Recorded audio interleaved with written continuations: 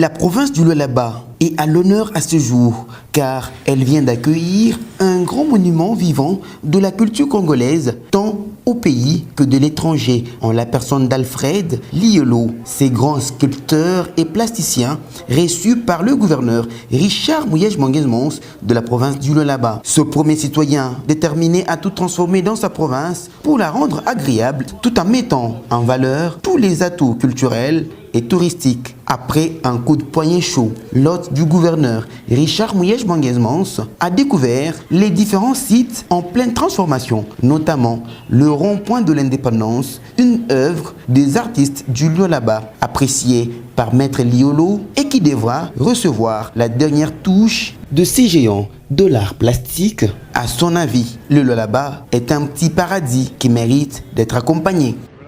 Je suis très impressionné d'abord.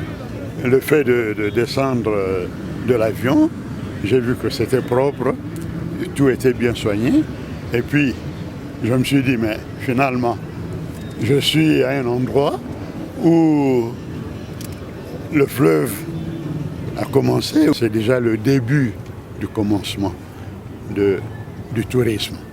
Parce qu'un pays sans tourisme, c'est un pays qui est mort. Je souhaite vraiment de tout cœur que la ville de Kolwezi devienne demain une ville vraiment culturelle parce qu'en survolant la ville ou les environs, mais on a l'impression d'être dans un paradis mais qui ne dit pas son nom.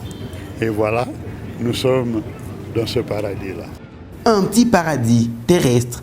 Maître Liolo l'a bien souligné dans ses mots. À juste valeur, cela rendu possible à travers ces vestiges tels que le pont Lualaba, long de 700 mètres et deuxième en République démocratique du Congo après les ponts Maréchal au Congo central visité et la plage de Katebi au bord du majestueux fleuve Congo à une eau douce et limpide qui offre aux touristes et visiteurs une image de rêve que quiconque désirerait palper de doigts. Il y a de quoi être fier de cette province aux visions multiformes initiée par Richard Mouyej-Manguez-Mons.